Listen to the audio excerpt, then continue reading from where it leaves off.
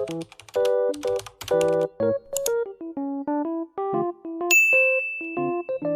korang, Assalamualaikum. Welcome back to my YouTube channel. Okay, podcast kali ni aku nak bercerita tentang kalau dah tak perlu, lepaskan sajalah. Assalamualaikum, nama aku Ani. Aku baru je berkahwin dengan suami aku dalam 3-4 bulan macam tu.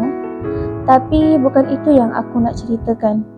Aku nak ceritakan betapa remuknya hati aku setelah 2-3 hari selepas akad nikah. Aku dapat tahu suami aku ada perempuan lain. Dah lama dia simpan. Dah cecah 5 bulan sebelum kita orang sah jadi suami isteri. Dalam masa 5 bulan sebelum kami jadi suami isteri tu, aku dilanda ujian. Sanak saudara aku ramai yang meninggal. Tak sempat redha satu-satu. Kita orang pernah bergaduh sampai dia cakap nak stop hubungan aku dan dia. Masa tu aku menangis. Dia cakap aku tak faham dia penat kerja. Lepas tu nak ikutkan aku pula nak on call bagai. Aku fikir aku yang tak faham dia. Aku menangis minta maaf sebab tak faham penat dia. Aku selalu cakap rindu kat dia. Lagi-lagi dalam keadaan diuji kehilangan macam tu. Mak saudara aku yang paling baik dengan aku pun meninggal juga. So memang terasa sangat. Tak lama lepas tu, dalam 2 minggu sebelum hari akad nikah, suami aku ada buat live kat TikTok. Dan aku tiba-tiba muncul idea untuk guna akaun TikTok aku yang suami aku tak tahu. Aku masuk live TikTok dia. Semasa dia live tu, everything looks normal. Aku hampir keluar dah sebab dia cakap dia nak end dah live tu. Lepas tu dia tengoklah siapa je yang ada dalam live dia. And then dia scroll notification atas tu. Terkejut aku bila nampak satu kontak ni dia save dengan panggilan sayang. Profile picture sayang tu pun lain dari aku. Aku cuba untuk sabar. Lepas dia tutup live tu, aku terus tekan button video call. Dia reject video call aku. Dia cakap dia penat. Dan aku tekan lagi. Keluarlah suami aku tu. Rasanya belum jadi suami lagi lah, berada di panggilan lain tu. Aku screenshot dan hantar kat dia. Dia cakap tu cuma kawan dia. Aku pun bertanya soal nombor kontak tadi. Bodohnya aku terus tanya, siapa sayang tu? Sedangkan aku, dia save my sayang. Sebelum ni lah setakat yang aku tahu. Dalam 5 minit macam tu, terus dia hantar screenshot profile picture aku dengan nombor kontak sayang. Aku pun cubalah berhusnuzon ya. Bodohnya aku bila teringat balik kisah ni. Cukup seminggu sebelum kami berkahwin, perasaan aku tiba-tiba hilang untuk dia. Aku cakap dekat dia yang aku nak dia lepaskan aku. Aku cakap yang aku banyak buat dia serabut. Aku banyak buat dia pening kepala layan sikap aku yang orang lain pun tak pernah tahu aku seteruk itu. Dia tak izinkan dan dia tak nak lepaskan aku. Dia tanya kenapa tiba-tiba aku nak berpisah. Aku cuma diam. Takkan nak cakap aku dah bosan pula, kan? Sebetulnya aku bukanlah bosan dengan hubungan aku dan dia. Cuma hati dan perasaan aku je yang tiba-tiba tak sekepala. Dia pujuk aku. Dia cakap dia akan datang rumah aku untuk tolong aku kemas-kemas rumah sebab majlis akan diadakan di rumah mak aku. Which mean kat tempat pengantin perempuan lah. Kebetulan pula masa tu tak ada orang sangat yang dapat tolong aku sebab abang dan kakak aku masing-masing susah dapat cuti. Mungkin disebabkan aku penat jugalah, aku jadi hilang perasaan kat dia tu. Dan dia datang tepati janji dia untuk tolong aku. Aku nak ambil phone dia, dia tak bagi. Aku pelik. Sejak akhir-akhir ni, dia selalu cari alasan kalau aku nak buka phone dia. Walhal pada awal sehingga ke hampir setahun kami kenal, dia selalu bagi je kalau aku buka phone dia. Bahkan dia selalu minta phone aku nak chat. Aku bagi je buka, tapi bukan buka kat galeri lah. Gila nak bagi buka galeri dengan gambar adik perempuan-perempuan aku, gambar mak aku tak bertudung penuh kat dalam tu. Memang aku tak bagi dia buka galeri. Dia jadikan itu sebagai alasan untuk tak nak bagi aku buka phone dia. Sememangnya hati aku kuat mengatakan dia ni a little bit fishy masa tu. Dan semenjak aku ditimpa ujian tu, Banyak kali jugalah dia reject phone call aku. Banyak kali jugalah dia on call dengan orang lain. Alasan dia kawan sekerja. Hari akad nikah pun tiba. Aku sebenarnya tak lena pun tidur malam sebelum tu. Aku masih memikirkan apakah betul langkah yang aku ambil untuk berkahwin dengan dia. Sedangkan hati aku semakin pudar untuk dia. Aku banyak termenung. Tapi aku tak bagi tahu sesiapa pun pasal hati mati aku ni kecuali mak aku. Mak aku apa lagi? Dia membebel lah cakap kat aku, kau jangan nak buat hal tarikh akad dah dekat dah ni. So, nak tak nak aku kena teruskan. Semasa akad nikah dan selepas akad nikah, aku masih berlakon tengah happy. Sampailah malam tu, suami aku cakap dia bersyukur urusan akad nikah dah settle apa semua. Masa tu, aku perhatikan mata dia. Memang nampak sinar keikhlasan dia tu. Aku rasa bersalah dan tekad untuk cintakan dia sepenuh hati aku. Tambah pula, dia dah jadi suami aku. Baru je aku nak merasa bahagia di samping suami aku pula terkantoi bersayang-sayang dengan perempuan lain. Kantoi tu sebab aku buka WhatsApp dia. Macam mana aku boleh buka tu? Sebab adik aku. Dan sebab dia tengah pegang phone aku, adik aku heret tangan aku seberang jalan untuk masuk ke mall. Suami aku tunggu dalam kereta. Kita orang keluar masa tu sebab apa aku dah lupa. Yang pastinya kita orang keluar.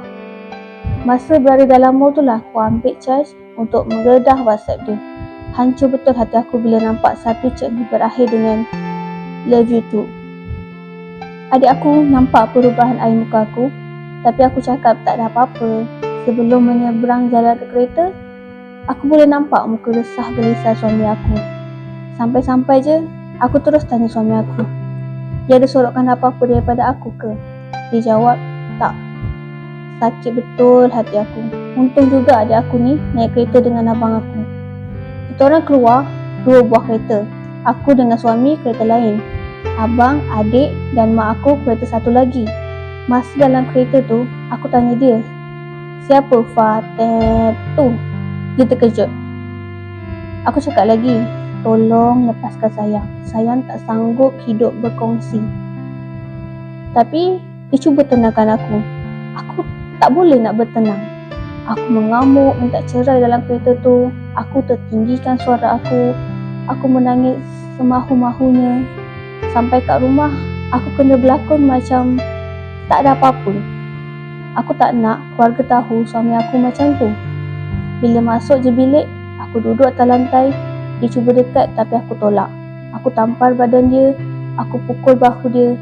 Aku cakap dekat dia, ceraikan aku sekarang. Aku tak sanggup hidup dengan lelaki mata keranjang macam kau. Yang tak cukup dengan satu perempuan, aku tak nak hidup dengan kau. Dia menangis. Suami aku menangis, babe. Tak pernah aku tengok dia menangis sebelum ni. Dia cakap dia tahu dia salah. Tolong bagi dia masa untuk dia perbetulkan semua tu. Dia minta maaf, merayu, melutut. Dia nak peluk aku tapi aku tepis tangan dia. Aku cakap aku jijik dengan dia. Berdosa kan aku? Aku tanya dia, sayang lagi ke kat perempuan tu? Dia cakap 50-50. Hati aku ni tak payah cakap lah. Memang barai, remuk, hancur, semua ada. Kepada perempuan tu, aku harap confession aku ni sampai kat telinga kau. Dengar betul-betul sakit yang aku rasa ni. Hari kelima lepas akad nikah, suami aku ni pergi jumpa perempuan tu dengan alasan urusan kerja. Nak update kad itu ini, sedangkan kad tu boleh je update online. Aku cakap nak ikut, dia tak bagi. Dia cakap dia pergi tu semua lelaki punya urusan. Dia tanya aku, nak ke duduk satu kereta dengan lelaki? Dia tahu aku tak suka. Jadi dia gunakan kawan lelaki dia untuk tak nak aku ikut.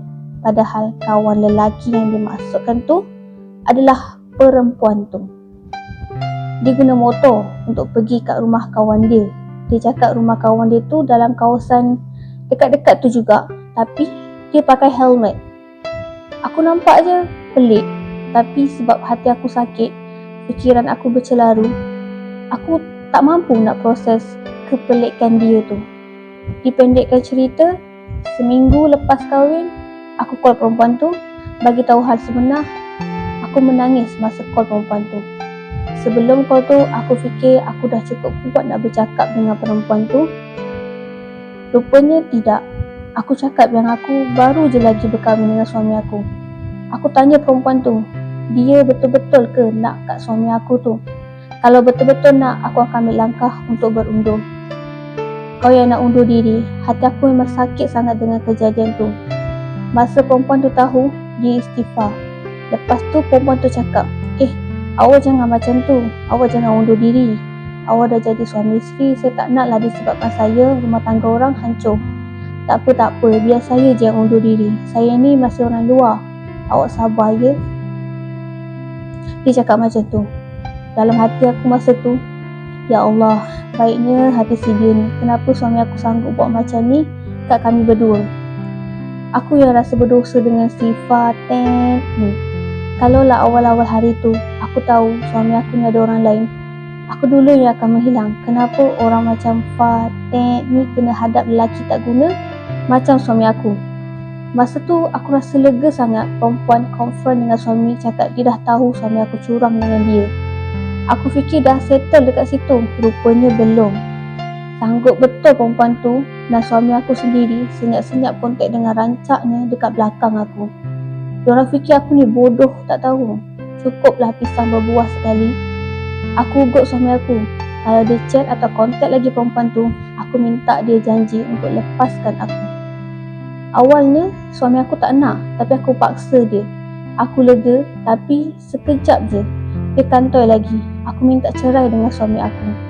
Suami aku cakap, dia takkan lepaskan sayang sampai bila-bila. Dia tak nak hilang sayang. Aku mencela dia bercakap, kalau sayang, kenapa main kayu tiga? Kan? Lepas tu dia pun cakap, dia ada benda yang tak settle lagi dengan perempuan tu.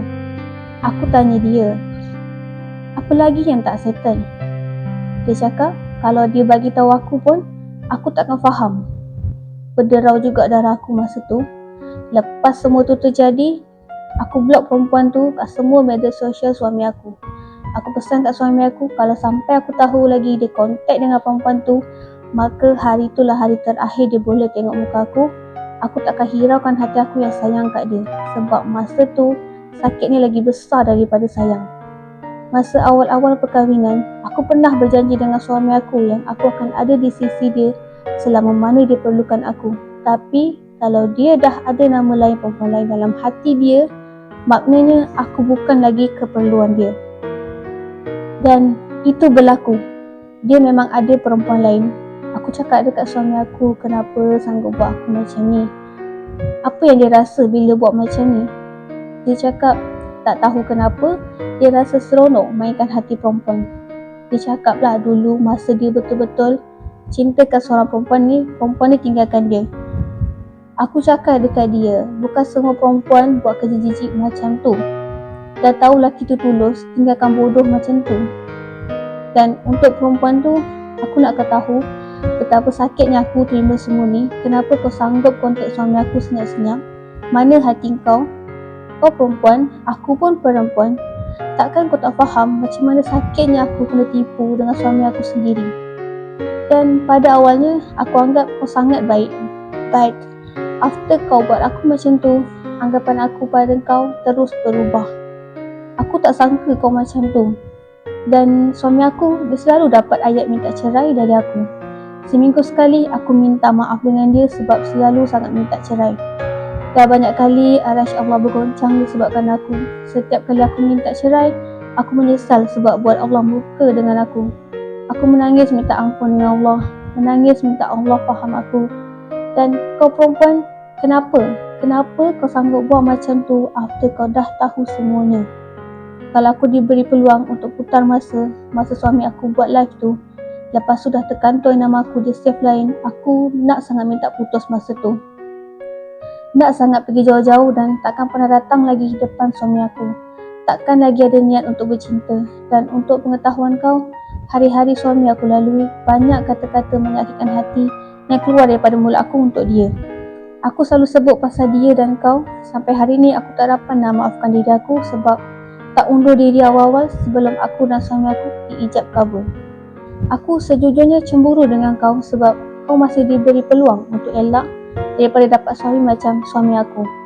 Kau patut bersyukur, bukan buat aku makin terseksa after dah tahu everything. Takkan kau nak tunggu benda yang sama jadi kat kau dulu baru kau nak faham perasaan aku. Sekian luahan dari aku, Ani, bukan nama sebenar. Wow, cerita dia panjang ni. Tapi kesian juga dekat dia. Tapi inilah orang kata takdir. So, kalau korang ada komen apa-apa, korang boleh komen dekat bawah. And kalau korang ada cerita untuk yang aku ceritakan dekat sini juga, korang boleh email aku. Korang boleh tengok dekat description. Aku dah letak aku punya email. So, korang boleh tengok dekat situ. So, sampai di sini saja podcast kali ni. Maaf podcast kali ni terlalu panjang, terlalu detail. So, jumpa di podcast yang seterusnya. Oops, jangan lupa subscribe, like, share and comment. Thank you for watching. Thank you for listening. Bye. Assalamualaikum.